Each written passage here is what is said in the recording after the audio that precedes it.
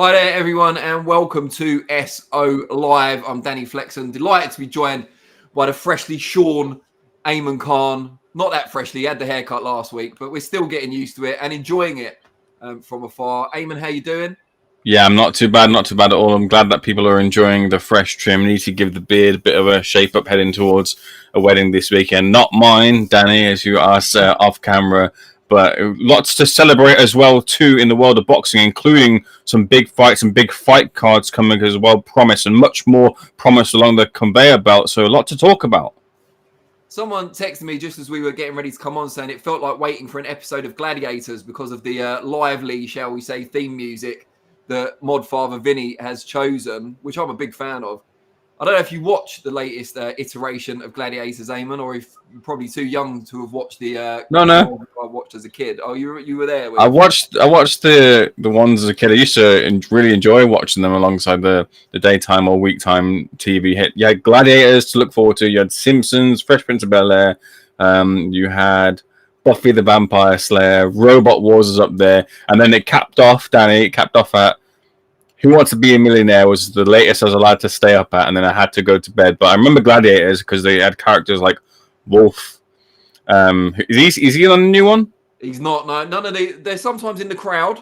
They give them their props and their flowers, but no. I mean, they're probably getting on a bit now. Not that I can talk.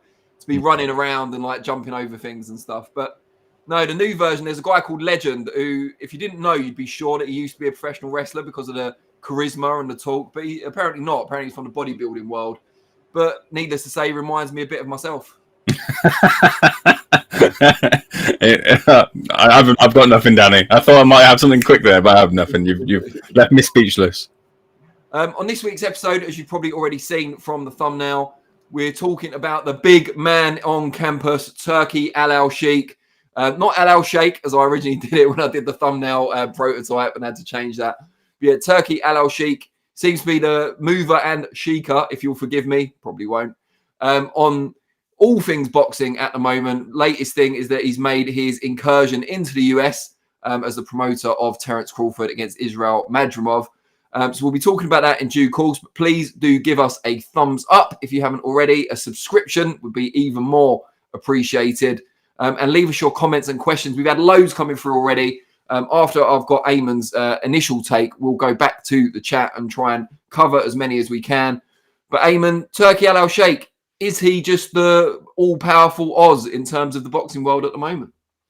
I mean, absolutely. You've got to give him that credit or titling, and a lot of it is to do with his direction in wanting to make the big fights, and a lot of it is to do with the resource that he has to make the big fights. And we'll go into those in a little bit of small detail here. First of all, getting out the one thing out of the way, money. None of this happens without money. Eddie Hearn has made that clear. Frank Warren has made that not as pointed of a point about the resources side of it, but he has made that point as well too. And that none of these fights happen without that being there, because that's what has been the block in the past for making these fights. We've had these opportunities to make fights happen. We've seen the negotiations happen in the past for massive fights in the future. Too many to list up. But you all boxing fans here in the chat know of the fights that I'm on about that we wanted to see.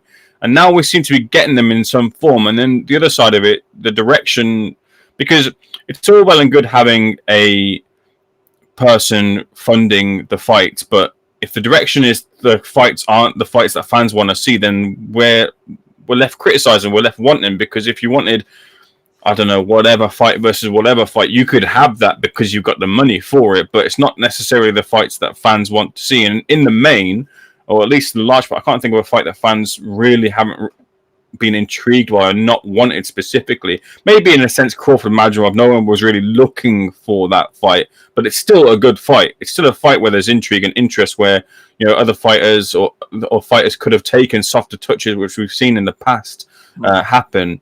That seems to be less of the MO now. There seems to be one kind of, or at least promoters, fighters, people around the promoters and fighters too, team managers and all that sort of stuff seem to be funneling in one direction. That look, if you want the money, you're going to have to take the fight for it. And they seem to be getting that right now, getting that direction right. I hope that does continue in the main up. But I also hope, for the most part, that the money is there also. Not to say that the money isn't, because the region is rich with the money, but that money doesn't start becoming a problem as you keep getting riches. People tend to want more and more riches, and the greed starts blocking the fights. So we've had mentions of Buffy the Vampire Slayer and One Direction, albeit tangentially, already this episode. What even is the show? What have we become? Let's just go through the chat quickly. Meow Meow says, will Usyk be robbed? I don't know. I mean, hopefully not. If he deserves the victory, hopefully he comes away with it. I mean, we haven't seen, I don't think, any major robberies on the Riyadh season shows in recent times. So, you know, there's nothing to suggest. I mean, surely if they want to keep this gravy train running, they'll want to avoid any type of controversy beyond, you know, the human rights stuff, which I'm sure Nick Ball. Nick Ball, yeah, good point. Yeah, definitely deserves to win. Although I'm not sure that was like a massive robbery. No. That's one we can talk about. Simon H says, bro saved boxing and doesn't allow 50 genders in his kingdom. Guy's a hero. Yeah, I mean, I'll just stick with the boxing part and say he's a hero in that element. Hyper Spaz, not a big fan of your handle, but he says, are they in this for the long haul, or will they drop boxing after their objectives are achieved? And what exactly are their objectives? Now, we'll talk about this in a minute because I do want to get through the rest of some of your questions first. But I think what their objectives are and will they stay for the long haul is a very, very important point. So we'll talk about that in due course. Toby Bartlett says, what's going on with Oscar De La Hoya? He seems to have a dig at HE Turki Alalshikh and then post a grovelling statement saying how he respects HE and would like to work with him. And someone on the SecondsOut account, not sure who, will track him down, responded to Toby and said, Oscar is the jealous ex who's been drinking. Yeah, I mean, I don't know who said that, but I fully endorse it. Denero Sparta says, respect and big ups to Alalshikh. I'm sure he'll appreciate those sentiments. Gary says, top 10 opponents and resume talk. The matchroom casuals have arrived. I'm guessing this is some Fury hate going on in the chat. Big Chungus says, I hope Ayman's on today. There you go, Ayman, #1 fan. Big Chungus. That could be a big fan of Big Chungus myself. Oh, yeah. So I've heard. Stuart and Gary, they're going back and forth about Fury Usyk. We'll get to that. Marcelo Nascimento says, it's a bit weird how boxing media won't tolerate any criticism of Turkey. Surely we've already kind of read out a bit of criticism of Turkey, and we're only, 8 minutes in. Gad having a go at Oscar De La Hoya for feeling threatened in the USA territory. Of course, that's his business. He's worked hard for. Yeah, I mean, we're not afraid to criticise Gad. That's for sure. No, I'm joking. We'll get on to potential criticisms of Turki Alalshikh as well when we talk about their long-term goals. Big Chungus now says, hey, Danny and Ayman. I don't return your hey, Big Chungus, because you're obviously Ayman's #1 fan and not mine. Denero Sparta, no, he's just talking to Toby Bartlett, he loves the description of Oscar De La Hoya from the SecondsOut account. You're welcome, Toby, as a whole. We give you welcome. I'm not saying I wrote that. Big Chungus now wants to know who wins between me and Ayman in the ring. I'd say Ayman's more match fit because he goes away on these boxing trips and they get into a bit of a Royal Rumble type thing. Ayman, do you want to tell Big Chungus about that? The secret, until now, secret fight club? Yeah, so it's called GFC, Garden Fight Club. Myself, Dana Corby, any of the journalists are welcome, really. We've had Danny Goodfin present at it, Jack Fig, Harry Davis is a journalist from the written side. And anyone can get it. And yeah, anyone can get it, exactly. Hoping to have maybe Danny flexing in his flexcellency in one of these fight nights. Maybe Raheem might join. Anyone else is welcome to it. It's just a bit of a spar. Nothing. No one's trying to knock anyone out. But yeah, through boxing, I guess we like to try and apply it and have a bit of fun with it as well. HF, his flexcellency, I love it. Flexecution has gone now. It's out the window. I've got to take this, or at least for as long as Turki Alalshikh stays involved in the boxing world, which is what we should now discuss. So someone in the chat asked what their objectives are. They meaning, I guess, the Saudi royal family, the Saudi establishment. And I think it's no secret that a big part of their incursion into sports generally and boxing in particular is sport washing. You know, let's be honest about it and call a spade a spade. They want to help burnish the human rights record, highly questionable human rights record of Saudi Arabia by using sport and concerts and other forms of live entertainment as a platform to show another side of Saudi Arabia. Either, change the public perception with smoke and mirrors, as critics would say, or by showing a rarely seen and rarely covered part of the region. Its supporters might say.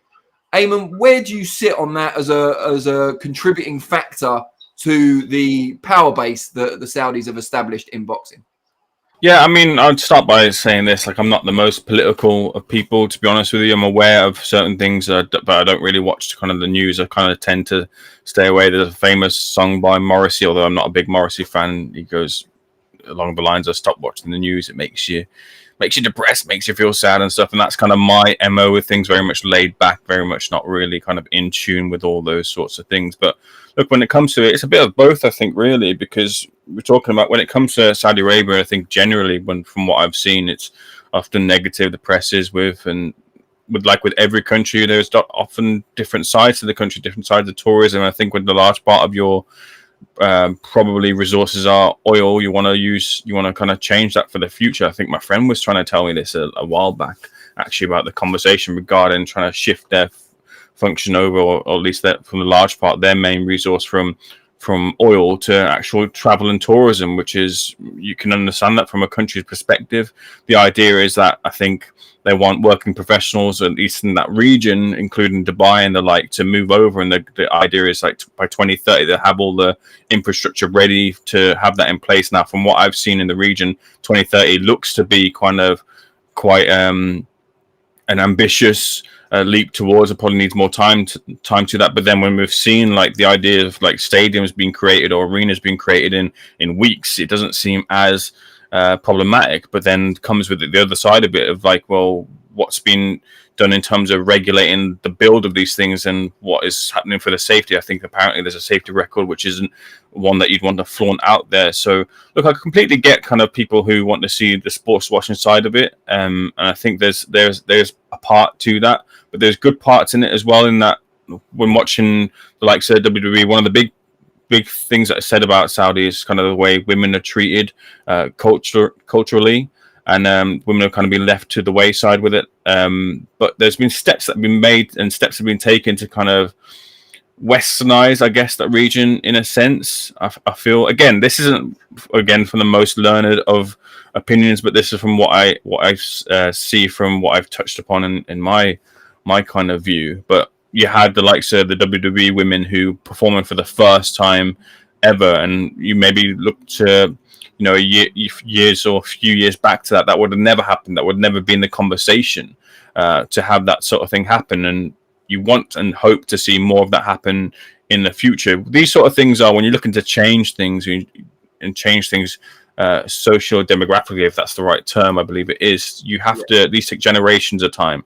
And you start by doing things, you start by taking the steps to introduce, and then gradually things change over, you know, decades and decades, and you look back and you've had that shift. So this is the start of that. So that's why I think you get the criticisms of sports washing and stuff. But I feel it's a good and right step towards that. But you can't gloss over the human rights side of things. Our country doesn't get it perfect either. I'm not going to sit here and say that we don't have our own issues and problems, and that's part of it. And that's part of my thinking, where I don't fully kind of go in too much on other countries when we have our own problems here. But I think with the start of sport and the shifting over to, you know, different attitudes in their own region, then they can start to look at the political side of things, and things get a bit more kind of moldable and trying to change things for the better in that country. But we also have to look at our own kind of plate here with these sort of things. I think it's an important point. There has to be some sort of trickle down impact of these events taking place and of the advances we see, like you mentioned, WWE there and the females fighting. I'm sure we'll see female boxing matches in Saudi, or probably already have. So you've got that, but it needs to trickle down to the region and Saudi particularly as a whole, because, you know, it's not that long ago, women weren't allowed to drive, and there's voting. There's just basic human rights that are still being repressed on either, you know, sexist basis or other reasons. And it's all very well saying, well, the WWE women get treated incredibly, just the same as the men. Yeah, but they're foreigners, famous foreigners, coming into a country that's trying to burnish its image, so it's understandable. We still need to see that trickle down into Saudi society as a whole. And as you said, these things do take time. Maybe we can't really judge how positive the impact of HE and the like being involved in sport will be until 5-10 years down the road. But that leads back to the question that the guy in the chat asked, in that, are they in it for the long haul? You know, I guess the concern really is that once there is no longer, sports washing or an image brightening aspect to this, will HE and, the various other members of Cellar still hang around and still be a big part of boxing? Because one thing they're doing at the moment is they're spoiling the boxing community at the moment with big fights, with big events, with great purses. What's going to happen if they suddenly disappear, having brought all the promoters together as well? And then there's a huge void, and it could go from boom to bust quite quickly. Ayman, how long term do you see this as being? The big question mark surrounds Turki Alalshikh's health in general. There's some undisclosed health issue surrounding Turki Alalshikh, which has been touched upon in some interviews, and he's talked about in the past how with the delay with Usyk, he had to delay his own health meetings and things as he was looking to better himself for something that we're not aware of. Is that something that's going to be a problem? Is there a timeline on that? I don't know. I have no real kind of guise or metric on that at all, but there's something in the background surrounding that. So is that going to be a problem? Is there things in place for, if Turki Alalshikh decides to move on to a different business and have someone else delegate to that, are they of the same understanding as what he has in terms of the direction, in terms of the fights, in terms of the resources as well, to move on to a bigger and better sport, football or soccer, whatever you want to call it, as one that's been focused upon for quite a while, and they've brought big names to the region? Is there going to be a bigger push with this? What is it? They're trying to do like a super league. Where is that happening? Is that happening in Europe? Is that happening with matches over in Saudi? Those are kind of the big concerns where boxing, I feel right now is probably being used as a bit of a guinea pig to show other sports or bigger sports, hey, look, this is what we can do. This is what we can do in a sport that's had so many problems. Let us come in. Let us take our money. We'll give you, you get the money in return, and we get to bring up the bigger eyes to sport. We get to unite people and give fans what they want. We might be a bit of a guinea pig right now, but yeah, that's kind of the main concern there in the part is also, like you mentioned there, Danny, if for whatever reason the plug gets pulled and they're happy with their lot over in the boxing side, then do we go back to having lesser fights, lesser fight nights, promoters at war again? Look, sometimes that's great for us because we get to generate some hits and clicks and such from it. That's not IMO all the time, but sometimes that's sprinkled in, and that's what people like to see in the past, and that's what's happened. And right now you got Hearn and Warren shaking hands and them shaking fists at Ben Shalom and Oscar De La Hoya, but in the main that sees the fighters and fights not take place, and that's a big issue. That has been a big issue that's plagued boxing for since it's ever gone forward. So that's kind of a real worry here. I don't know whether we'll ever kind of get that, comfort blanket of knowledge as to whether, that won't happen. But that's why I think in this meantime, whilst it's happening, we probably have to take it and enjoy it for what it is right now. But yeah, it is a worry that we'll have to worry with until something remains or something happens. We'll go back to the chat in a minute, but just for people just joining us, this is SO Live. We are talking about Turki Alalshikh. Please do give us a thumbs up and a subscribe if you haven't already. We're on 781,000 subs at the moment. It sounds like a lot, and it is a lot, but we'd like to get to 800,000 sooner rather than later, so please do subscribe if you haven't already. All our stuff's at least as good as this, if not better. Toby Bartlett says, actually, let me introduce the poll. Sorry, Toby, I won't keep you a second. Yeah, the poll this week, keeping it quite simple. His Excellency Turki Alalshikh, is he the most powerful figure in boxing today? Yes or no? Let us know what you think. Vote one way or the other, and we will read out the results at the end of the show. Now, going back to Toby Bartlett, he says, does Turki Alalshikh making these big fights allow the promoters the funds to make other fights? So helping the fighters coming through. In theory, Toby, yes, it does. However, in practice, it relies on the promoters in question, and he works with at least 12 because they were involved in the Day of Reckoning show. at least 12, maybe more. It relies on them being, magnanimous and sharing the wealth with their fighters and, putting on some of the better shows. Now, I would say what we have seen since the dawn of the Riyadh shows is slightly less quality and slightly less depth in the UK shows put on by the major TV promoters. So I'm not sure if that money is being funneled through to the main domestic names and the prospects coming through.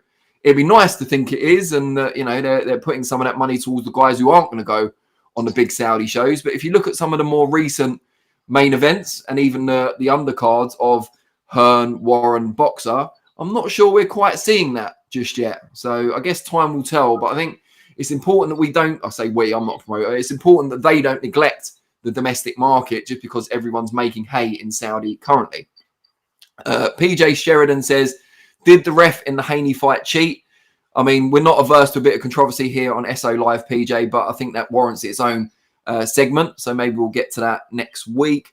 Marcelo Nascimento, squash their record of not treating people properly by building massive stadiums in record times using people working inhumane hours. Yeah, I mean, that is another human rights aspect in the largely immigrant workforce that build the infrastructure and the stadia around these big fights are suffering as a result, which kind of underlines some of the already existing issues. We're by no means ignoring that. Ahmed53T says, I bought a ticket to watch the fight. I'm Saudi and I live in Riyadh. Ahmed, lovely to have you here. We're a broad church, but I'm sure it's only going to get broader. Big Chungus got his latest Ayman love letter here. He said, Ayman spits nothing but truth bombs. Spit absolute facts, nothing but truth bombs. And then he adds as kind of an afterthought, I've got to say, Danny goated too. I mean, I kind of appreciate Big Chungus, but why am I been relegated to the sidekick here? Stuart says, totally disagree with Saudi politics, but I suppose people are happy enough to buy their oil, so it should be okay for boxing to take advantage as well. Yeah, I mean, no one's saying there isn't a massive amount of hypocrisy in a lot of the criticism. As Ayman pointed out, we've got our own human rights issues here in the UK as well. So it's by no means excluding anyone from blame. I just think it's something that we should at least talk about as we're all getting so hyped up and excited for the boxing side. Grim Reaper, I don't know what's going on in Saudi, but it's not nice. I mean, if anyone knew exactly what's going on the negative side, Grim Reaper, you think it'd be you. Toby Bartlett says, Ramla Ali was the first female to fight in the kingdom. Of course she was, I should have mentioned. And there's apparently a lot of female boxers now fighting and training regularly. Yeah, wasn't there a big thing where Amir Khan, sorry, Ayman, wasn't you? Amir Khan started like a boxing foundation out in Saudi, and there was a lot of local fighters, women and men training there. So that's the kind of trickle-down thing we're looking to happen. Marcelo Nascimento, is Saudi money creating a false bubble? Demand for boxing wasn't growing before they came. Is it just the money that was missing in the sport, which meant it wasn't as mainstream as we'd want? I think that is true to an extent. I think it was similar when PBC first came into the market in the US.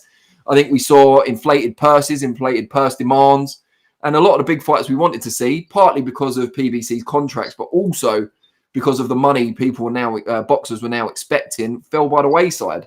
At least now we are getting some of the big fights we want to see. But yeah, I think it's a similar thing in that it is a bubble. How long it lasts is the one that's open to question.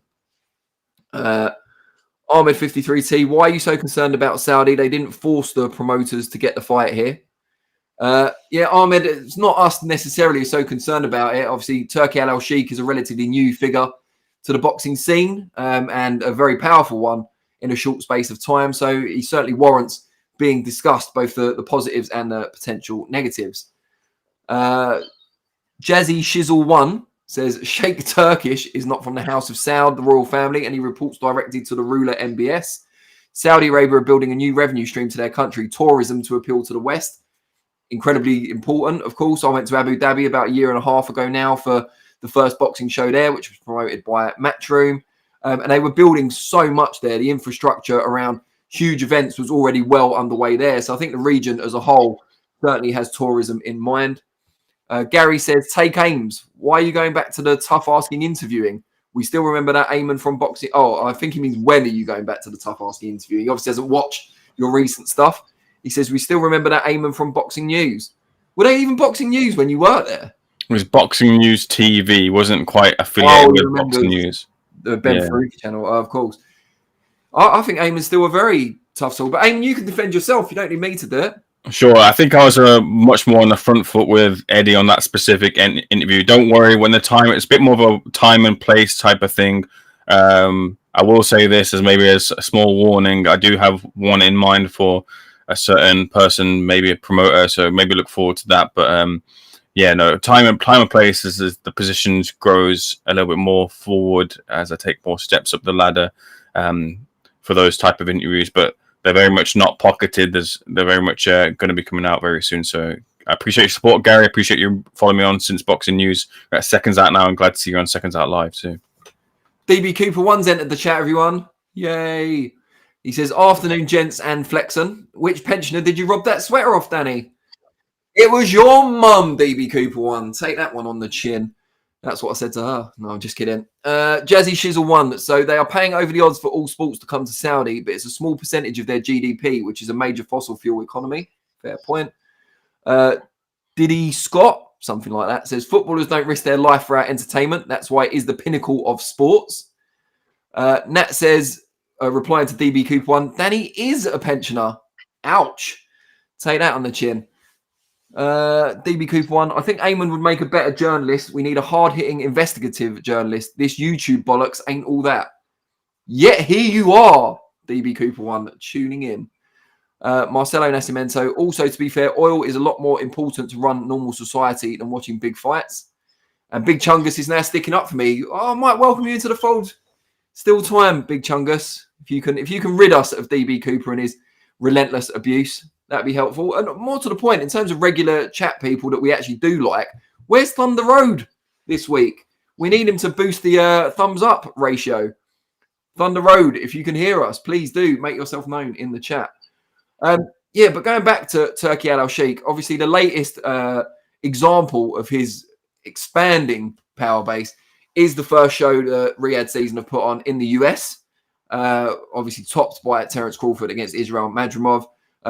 I know you said earlier, Ayman, it's not a fight that people were necessarily calling for, although Virgil Ortiz Jr., Tim Tszyu on the undercard, if it comes off, if they sign, would be an amazing fight, I think. I'd very much look forward to that one. What do you think it means as a whole for boxing, particularly in the US, where PBC have obviously moved to a new broadcaster with mixed results so far? Golden Boy has been noted by Eddie Hearn recently, only got 2 world champions at the moment, although Ryan Garcia is arguably one of the biggest stars in boxing, regardless of lack of titles. So Matchroom haven't really established themselves superbly in the US yet, despite their efforts. What does it mean now to see Turki Alalshikh coming into the US? From, if you're looking at from Oscar De La Hoya's lens with the recent tweets that he's put out in regards to some promoters or some fight cards or whatever it is coming in, on one hand sometimes he's saying he's in support of looking for these fights, on the other hand he's saying, look, no promoter can come in and be a promoter on my turf, words to that effect. I think it's either, if you can't beat it, you can't join them, because some of these promoters might see them as competition and want to not actively freeze them out, but try to kind of hold on to their status and their power and their almost independence with this and not fully join on board. But when you're against a resource powerhouse like that, what really can you do to stem the tide? Now, Oscar might see himself as someone who's got huge fighters, which he does do, and puts on really good cards in the main, like Sir Ryan Garcia flying right now. He might even have Jaime Munguia upset the odds against Canelo this weekend, and you got 2 of the biggest global superstars you could ask for in the sport. But eventually, when the amount that you pay them pales in comparison on what's on offer on the other side, you're going to lose them. So do you join forces, or do you end up being pushed to the wayside and out of the sport, not completely, but out of the frame in terms of the big fights? And that's what I think Eddie Hearn has done. I think that's what Frank Warren has done. Instead of trying to fight it, they've embraced it.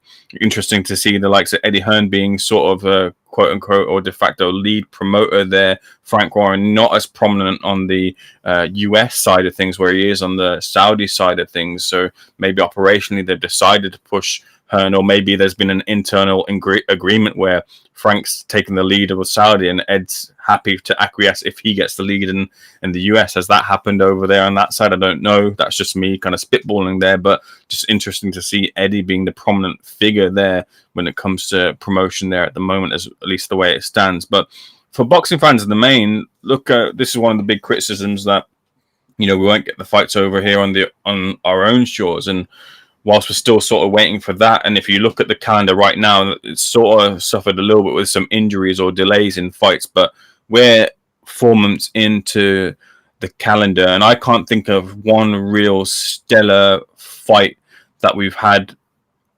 recently. Clark versus Warder was a good fight, but I wouldn't put that as, like, I think rewind last year, was it in January or the year before, whatever it was, you had it starting off hot with Chris Eubank Jr. versus Liam Smith as the pay-per-view event, as a big fight that really garnered eyeballs onto boxing, Sky Sports boxing event. You had that, and again, we're 4 months in. We probably would have had that with Taylor Catchall, but that got delayed. But still, you're 4 or 5 months in here in the UK, and you haven't had that big night yet.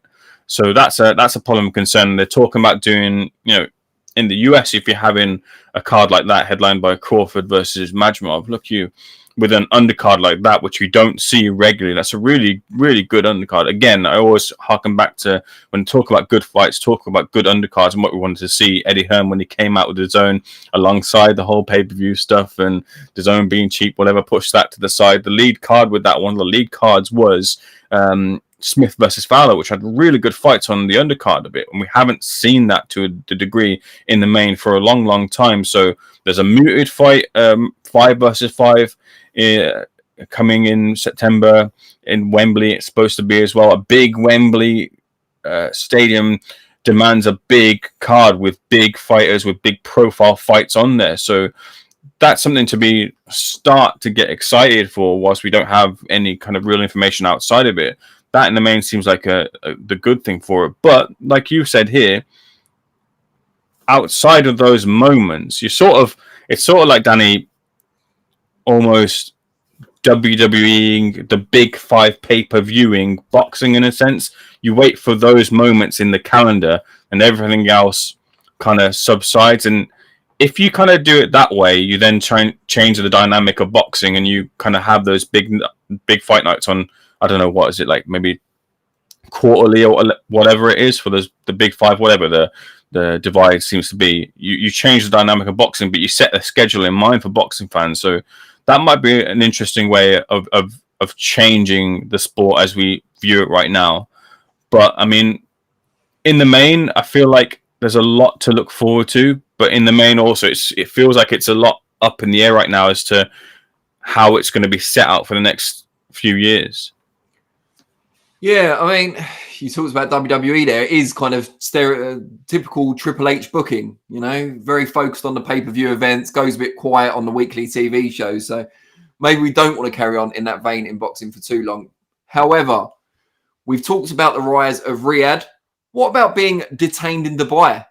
Because there's some rumours that have come out over social media that one Floyd Mayweather is unable to leave Dubai because he owes some people some money. This was spread by Tank Davis, of all people. I think we've questioned some promoters and other boxing personalities about it over the last few days. And a lot of them said, well, I thought Floyd and Tank were friends. But Tank apparently threatened to knock out his friend not too long ago. So, Ayman, what have you made of all this craziness? To Floyd and Tank, when they seem to argue, it's always kind of around the time that Tank Davis is about to have a fight or start his promotion or whatever it is. They seem to kind of get into loggerheads with each other. But when it comes to the content of things, it seems like Tank has hit the nail on the head, and appears to be that Floyd right now is unable to leave Dubai because he owes allegedly some funds. I mean, there's worse places to be trapped. Let's just say that. Definitely, but Floyd might have to pump out a load of adverts, a load of what is the word I'm looking for? A load of promotion as well to settle his debts there. I think it was one of those things where, wasn't it Logan Paul? Didn't Logan have the fight with Floyd? And then Logan came out a year or so back, 18 months or so back, and he was saying that he still hadn't been paid for that fight with Floyd, and Floyd mentioned that to Josh Green at the weekend. Yeah, and then Floyd was saying that's kind of by the by. He's still getting paid checks for pay-per-view fights from years back that he hadn't still yet received. So Floyd seems to be one of these cash-rich kind of guys. If you go by that Instagram kind of culture, that's what he's made his name on, at least in the latter half of his career. But with his lavish lifestyle, you can definitely see him being someone who burns through money so much that, you know, he's suddenly in need of it and then can't find the funding for it. Those exhibitions have dried up quite quickly, haven't they? Wasn't there supposed to be one with John Gotti coming up? What was the news of that? Has that been delayed? Is that rematch, whatever it is, happening? That's a bit of a concern. Where I was here in the UK. I saw I've seen two exhibitions, Danny. The first one you sent me on was over in Dubai. Deji versus Mayweather. I'm sorry I did it. No, but I was well happy to go because I'd never seen. Last-minute one as well, wasn't it? It was. Yeah, it was. But I was like, this is great because, you know, I'm a boxing fan. I didn't get to see Floyd in his prime. I would never had the money. I would have been like 12, 13, whatever. I'm never going over to see the fights. But I get to see some version of Floyd in a ring, you know, doing what he does best. That was great for me. But then you saw a half, if that, filled arena, and then he comes over to the UK and fights Aaron Chalmers, and there was all sorts of debacle around that about apparently Floyd wanting to be paid up front before he turned up to the weigh-in, and eventually you must have got that funding because he obviously turned up, and it was a real stress for people promoting the event because Floyd was so hard to get hold of. And then when it came to the event and the arena being filled, people were hard to get hold of because that arena had about, I don't know, 700 people at most in there in London. It was the O2 Arena, I think it was, or was it Wembley Arena? I think it was the O2, and that was really poor, real poor showing. And Floyd alluded to that. He sort of did a post-fight press conference and then, you know, kind of admitted that the UK fans didn't show love to him. Well, if it was his prime and he did a fight in the UK, I'm sure they would have shown love to him. But that star has dwelled. Imagine that the bookings for cameos and such and appearances have diminished, and Floyd right now seems to be in a need of funding. But if Tank Davis and 50 Cent are going to be putting their heads together, apparently they'll bail him out and he'll be back out in the US flaunting his cash as he does so best.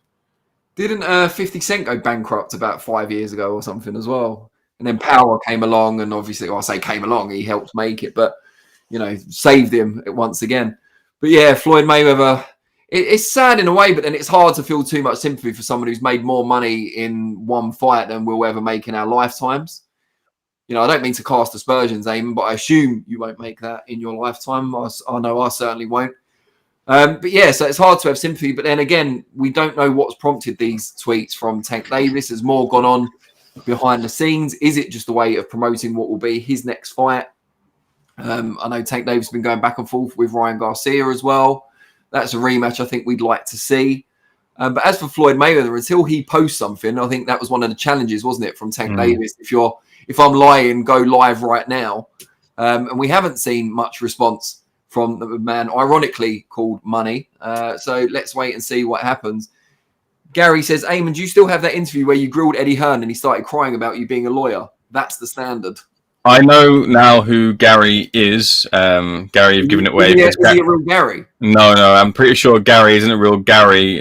His last name might begin with G, but also asked me for that, the link to that interview a couple of weeks back.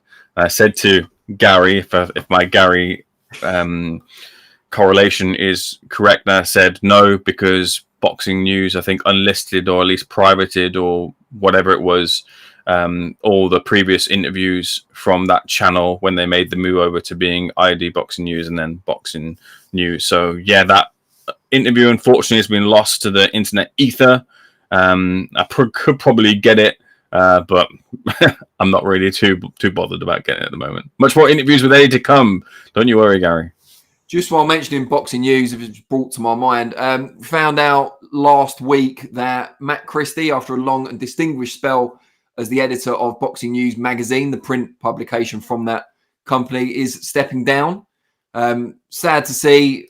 been an incredible editor for Boxing News, a magazine that I was privileged to work for around 8 years myself, and I worked alongside Matt for a number of those years. Great journalist, superb editor, and I wish him the very best of luck in whatever he goes on to do. It'll be interesting to see who gets that job now. Obviously, they're owned by the entire company that also runs the Boxing News YouTube outlet now, one of our competitors, of course. So it'll be interesting to see who gets the editorship of the print magazine, because it is a distinguished position. I was lucky enough to start there under Claude Abrams, who another excellent editor, and then Tris Dixon, of course, and Matt Christie. So let's wait and see. But they're huge shoes to fill, I think it's fair to say. Boxing 24/7 says, if anyone needs triple glazing, Floyd has a discount code to help them out.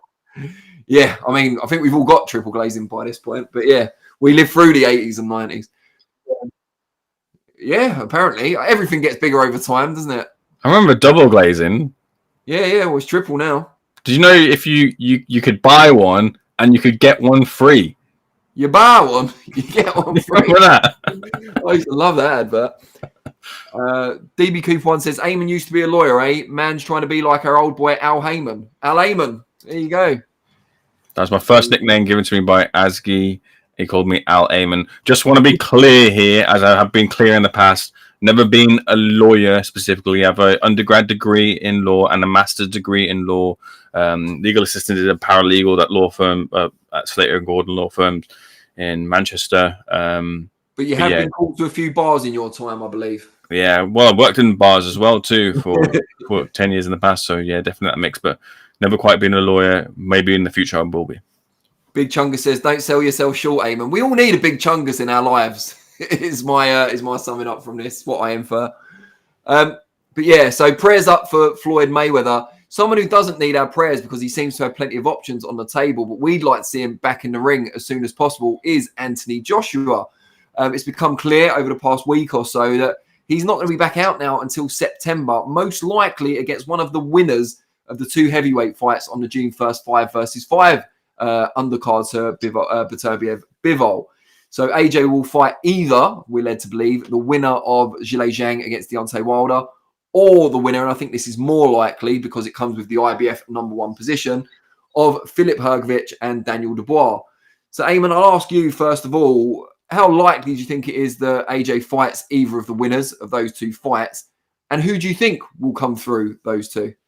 Yeah, for all intents and purposes, it seems to be that Joshua is fighting on that date. That's September, right? You mentioned, and that's supposed to be the date for Wembley. So I guess he's the penciled in headliner for whatever that Wembley card is.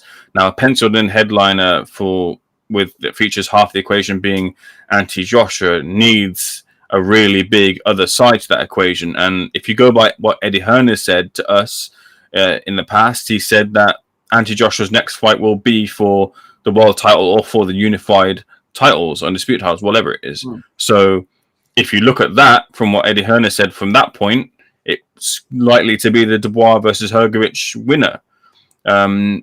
Either of those, British interest in Dubois. There's the old sparring story where Dubois apparently, was it knocked out or knocked down Joshua? I think knocked down. Knocked down Joshua. So yeah, Dubois used that as a bit of a calling card, wasn't it? In the past, I think it was before he turned pro, at least in the very infancy of his pro career, as one of the things to sell himself on. So it would be good to see Joshua also touch the next generation, as well as Dubois looks to cement himself as one of the top dogs in the upcoming next generation. Philip Hrgovic doesn't quite do it as a headliner, if I'm honest, but he might be the winner.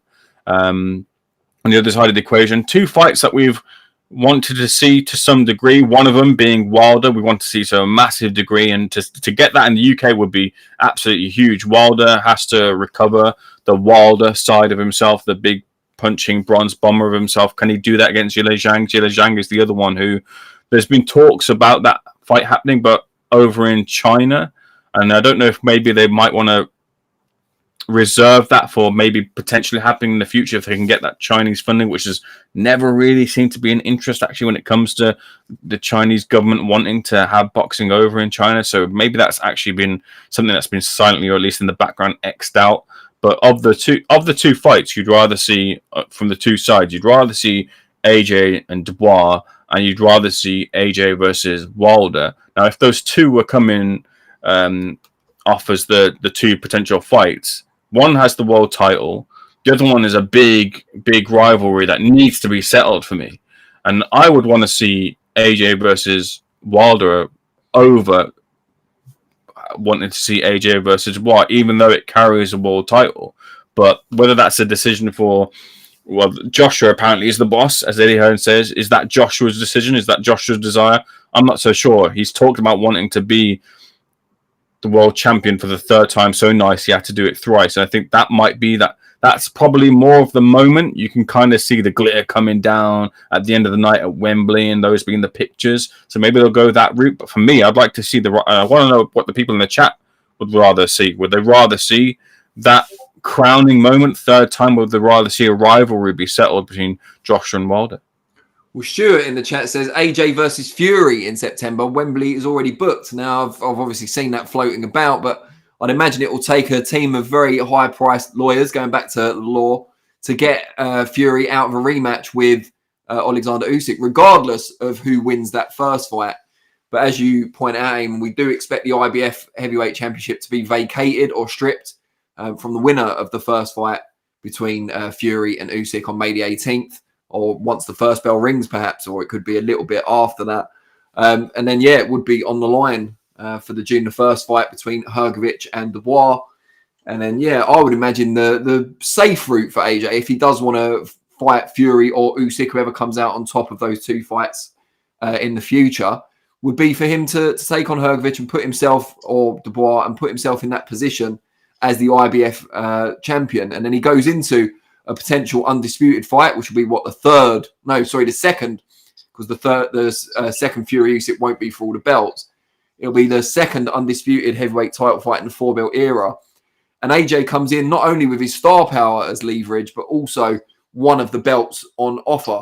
So it gets him a bit more in terms of negotiations. So I would imagine that's more likely.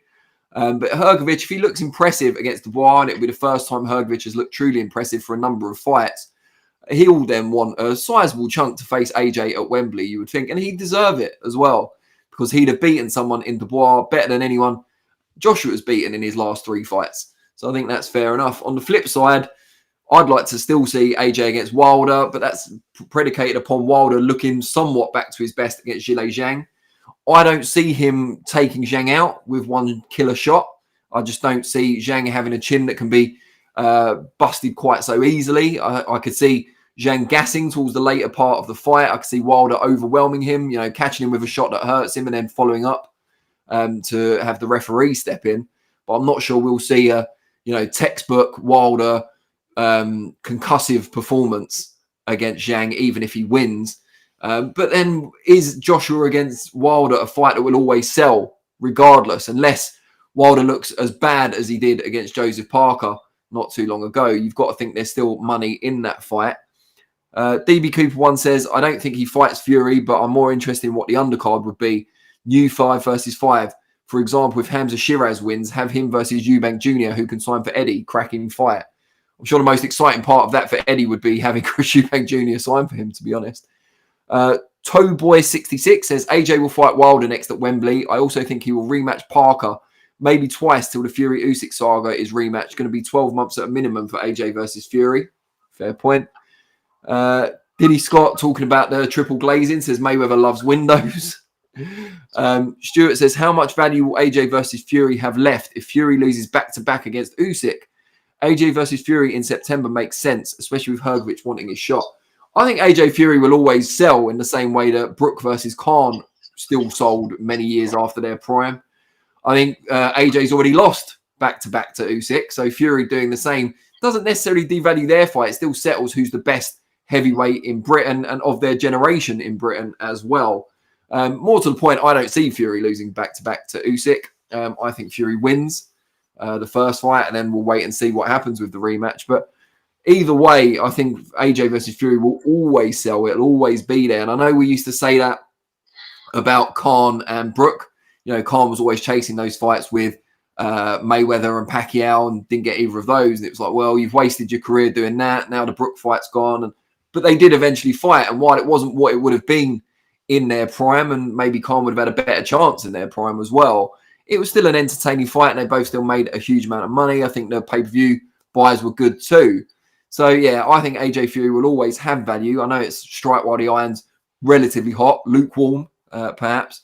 But I think we'll still get it. I just don't think we'll get it until after Fury Usyk twice. I think it'd be very difficult. They got over the line on Fury Usyk with massive help from Turki Alalshikh, of course, getting back to our first topic, partly because they inserted a rematch as part of the overall package. I think it'd be very difficult now for Fury to extricate himself from that, regardless of what happens in the first fight and regardless of what's on the table in September. But we shall see. DB Cooper one says, Khan versus Brook was very late, but my God, the build-up and atmosphere on the night was one of the best I've ever been at. Electric stuff, Brook coming out to flashing lights. Yeah, I mean, it was excellent. Even I was saying loads in the build-up that it was well past the time I was most interested in the fight, but I still paid for it. I still watched it, and I still really enjoyed it. So, if I'm any barometer, and I'm not necessarily saying I am, I think AJ Fury still has value for the next couple of years at least. But that's well in the future. Let's look at the immediate future before we round off this episode of SO Live. And as I said earlier, please do give us a thumbs up. Please do give us a subscription. And please do vote in our poll as well. We're asking if Turki Alalshikh is the most powerful figure in boxing today. Let us know what you think, and we will read out the results before we leave. But this coming week, it is Cinco de Mayo weekend.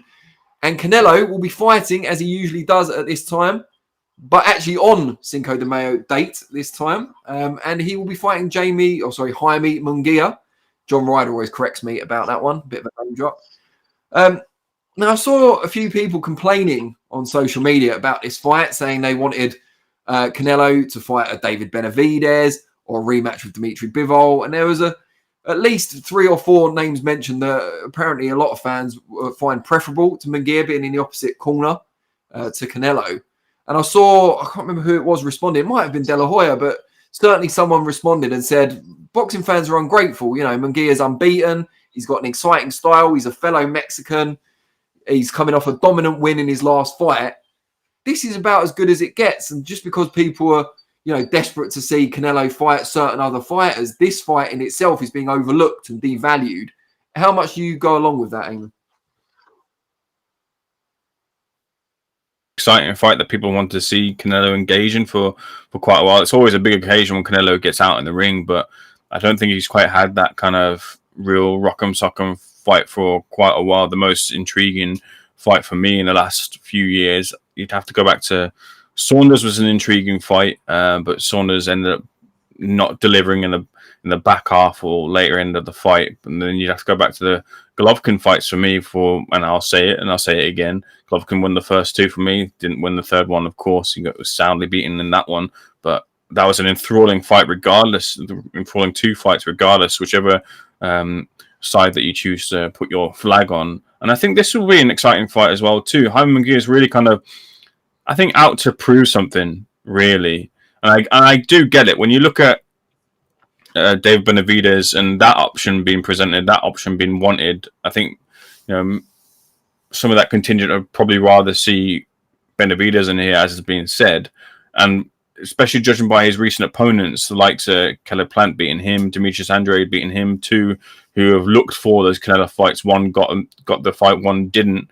And when you've kind of beaten those level of opponents who've been in the ring with Canelo, maybe you kind of can say, look, I should be in pole position for it. Jaime Munguia's got it. He also beat someone who was in the ring with Canelo recently in the form of friend John Ryder. But outside of kind of John Ryder, I think Munguia's kind of really floated in terms of the fights that he's had, at least in terms of the opponents that have been pitched to him and he's fought. Outside of Derevyanchenko, which I don't think was meant to be the fight that it ended up being. It wasn't a type of fight that where you'd, unless you're a hardcore boxing fan, you knew it would bring excitement. It wasn't exactly, wow, Munguia versus Derevyanchenko is on. This is a real, big moment for Munguia in his career, as it ended up being. But, you had the likes of Jimmy Kelly, Demetrius Ballard, Gabe Rosado, these sort of fighters where you're frustrated by Munguia because he was calling out Golovkin and he attached his name to Golovkin and said, I want Golovkin, and then got nowhere near wanting or getting or that sort of level of fighter, like Golovkin is the highest at high levels for myself and a lot of people. But even then, when you pitch down to it, Derevyanchenko is probably the closest you got to it. And look how much of a problem that was for Jaime Munguia. So people do, like myself, question the record of Munguia a little bit, question the opponents of Munguia a little bit. And is this the cash-out fight for Munguia? It might be. He's still young. He's still got time in his career to bounce back from a defeat if he does face one. But I certainly come from that point of view where, it's not it might not be one of those fights where Munguia is quite deserving of this opportunity, but I do hope it turns out to be a good fight. I do think Canelo's still got enough of the tank. I know people see him on the slide right now, and I think he's obviously not the Canelo of a few years back at the highs of the Golovkin fight, which presents the problem for Munguia to come in and maybe see this as a reluctant passing of the torch. But I think Canelo still holds onto the torch here, and he comes through with a points victory over, maybe even a late stoppage over Munguia. Yeah, I think Canelo to Munguia could be like it was Mayweather to Canelo back in the day. It's just a bit too soon for Munguia, even though it sounds ridiculous because he's had so many fights. I just don't think he's had enough fights in or around that top level that he's going to have the skill set, the versatility, and the experience, the ring savvy, ring generalship to beat someone who's, as smart and seasoned as Canelo. Even a Canelo who isn't quite at his prime anymore. That doesn't mean, however, that it's a bad fight. On paper, it's an exciting fight. You've seen some of the fights Canelo's had in recent times. It's certainly better than a few of those. Charlo, John Ryder, no disrespect to him, but Munguia's got that front foot exciting style. They are both Mexicans fighting on Cinco de Mayo weekend. The whole spectacle aspect of it makes it more exciting than perhaps what will take place in the ring. And you've got to believe that if Munguia does lose, as we both predicted he will, he's going to go down fighting. He's going to go down with an argument. He's not going to come to...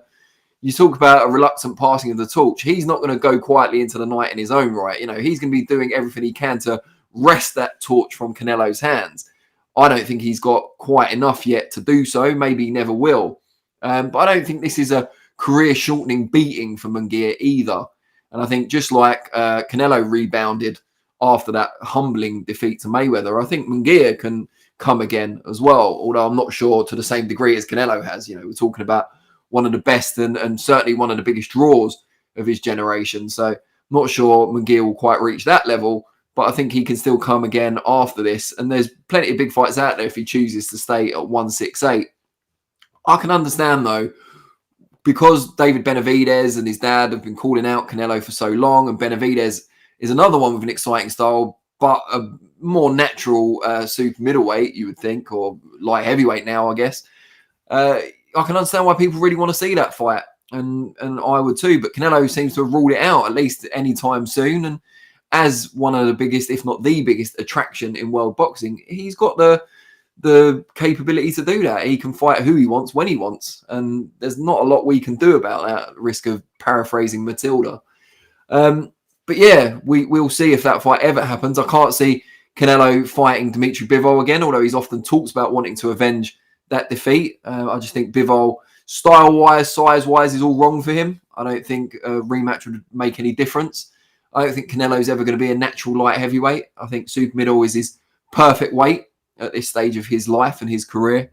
So you've got to look at future kind of mega fights for Canelo and who we want to see him fight. And if it's not going to be Benavidez and it's not going to be Bivol, and presumably it's not going to be Beterbiev either if he doesn't want it to be Bivol, because Beterbiev's an even physically stronger, bigger puncher at light heavyweight, then who's the kind of the best of the rest? And in terms of what he brings to the table in terms of style, nationality, following, current form, Munguia is probably one of them up there. I know someone in the chat just mentioned Janibek, who's a very talented fighter, but he doesn't have Munguia's profile. He's not a fellow Mexican on Cinco de Mayo, so there's not the commercial aspect. There's undoubtedly fighters that can give Canelo a harder fight, but I don't think that's what we're looking for. And certainly not what Canelo's looking for at this part of his life. I think he wants, big fights in terms of commercial value. He's probably only got, 5 or fewer fights left in his career, and he probably wants to make as much money as possible. just quick roundup of the chat before we go to the poll results. So Jack Dutton, I heard Janibek might move up to 168. I think he could cause Canelo major problems. I agree. Jack Dutton also says there's no doubt Canelo is scared of losing to Benavidez. But can he really call himself the best super middleweight in the world if he doesn't fight him? DB Cooper 1 says it should be Benavidez. Sadly, Canelo makes $40 million minimum no matter who he fights. Don't even think any promoter makes a profit at this point. Just drives viewing numbers and is a loss for future tax savings. Saudis will throw Janibek in with the winner of Shiraz Williams, all but confirmed. It's a WBC final eliminator, isn't it? I think Frank Warren said at the press conference for the 5 versus 5 on a media day. So, you would expect that. But it's not Janibek really being thrown in that case, is it? I think it's probably the winner of Shiraz Williams. That's not to say they can't pull it off. But if anyone's making a leap in terms of quality of opposition, it will be the challenger in that fight. So before we let you go, and don't worry, Big Chungus, Ayman will have the final word as he always does. So hang on if you're still there. The poll we put out earlier at the start of the show was Turki Alalshikh. Is he the most powerful figure in boxing right now? And Modfather Vinny, if you can hear me, please tell us the results. Ding! I think he might have stopped listening for a second. I'll text him in our group chat and ensure that he puts the results out presently. But before we do, Ayman, do you think he's the most powerful figure in boxing right now? Turki Alalshikh, not Vinny. Vinny might be a very distant runner up. But yeah, I think you have to don that title onto Turki Alalshikh with all the movements and shakings and what he's been able to do to get promoters together to get fights made, albeit largely, I imagine, because of resources, albeit largely, I imagine, because of influence as well, as to his network of people too, is one of the major factors. But that's not the question that's been asked here. It's Turki Alalshikh and what he's been able to do, and I think it bodes well. I remember we were in the midst of COVID, weren't we? And Frank Warren had pitched out that 5v5, and admittedly, I think that 5v5 is probably better than. Well, no, actually, it's not. Actually, I don't think it is. But it was a very good 5v5 that Frank Warren pitched at the time, and Eddie seemed to want to kind of make the move and have the conversation, and then it never materialized once it came out of COVID. It seemed like the perfect time to do it, and never happened. But now it's happening. And those are the kind of signs of things that I hope are to come in terms of what's been delivered for boxing fans. I don't really care, to echo Tom Hauser's point of view when I spoke to him. I'm not really too bothered about Queensberry versus Matchroom. There's nothing really in it for the fan. What does the fan actually get? Apart from the good fights, but that's what a fan tunes in for. That's what a fan pays for. What are they actually buying into when it comes to Matchroom versus Queensberry? I don't care about flicking on and seeing Frank Warren dressed as a tea boy delivering tea to Frank Warren and Andy Ailing. I don't give a monkeys about that. So that side of thing is kind of lacking. But when it comes to the actual fights being delivered, I think there's a lot to be excited for. So I very much imagine the people in the chat have polled for to say that that is the case. Yeah, so apologies to Modfather Vinny. I actually had the chat set to top chat instead of live chat, which is why I couldn't see the poll results. But I now can. I've fixed it. As someone pointed out, I'm a pensioner. So, takes me a while with this modern technology, fango dango. Turki Alalshikh, is he the most powerful figure in boxing today? 78% of you say yes. 21% say no. I'm not sure what's happened to the other 1%. It's in a black hole somewhere. But yeah, congratulations, I suppose, in order. I'm sure he's watching, Turki Alalshikh. He does follow us on social media, so I'm sure he's watching this. But yeah, so the most powerful figure in boxing by an absolute landslide, it appears. So fair play to him. Everyone's saying their goodbyes in the chat. So all that's left is for me to say, Ayman, as usual, please bless us with your parting comments. Yeah, thanks again, everyone, for tuning in to this week's edition of Seconds Out Live. Good to see a healthy number in the chat. Good to see you guys hitting the like button, contributing as well to the chat. We always pick it up, and very much grateful for your contributions, whether it be in the poll, whether it be in the comments in the chat. So make sure as well you leave your comments as well too after the video if you can. We'll read them as well. Try our best to respond to them. Got much more boxing content coming your way. Frank is over in America for Canelo versus Munguia. So he'll keep you abreast with all the latest developments. I'll also be doing interviews, as will Danny and everyone else with the Seconds Out team. Thank you as well to Vinny Kiss. Make sure you join in next week as well too. We're breaking down everything that happened as well. We had a blockbuster event in the form of Haney versus Garcia. We're expecting very much the same as well too. If the fight goes the way that we think, it'll be a brilliant aftermath as well. So make sure you keep tuned into Seconds Out and Seconds Out Live for the next one. But for now, much appreciated. Just before you go, breaking news in the chat. Mike Thompson says, and I'm assuming he's addressing you, you look like David Ginola. Not a bad look. David Ginola, Tottenham, forward. Newcastle, France. What's that like? Mid-90s? Yeah, I think so. Yeah, I sort of came into football around like 2003 or 4, so maybe the references need to get more up to date. If you apparently I look like Gerrard from the back. There's a mirror here for a reason, so I'll take that one. Don't play like Gerrard either. Michael Owen was my favourite Liverpool footballer growing up. Then was Gerrard. But anyway, I'm waffling. Thank you for tuning in to Seconds Out Loud. We'll see you on the next one.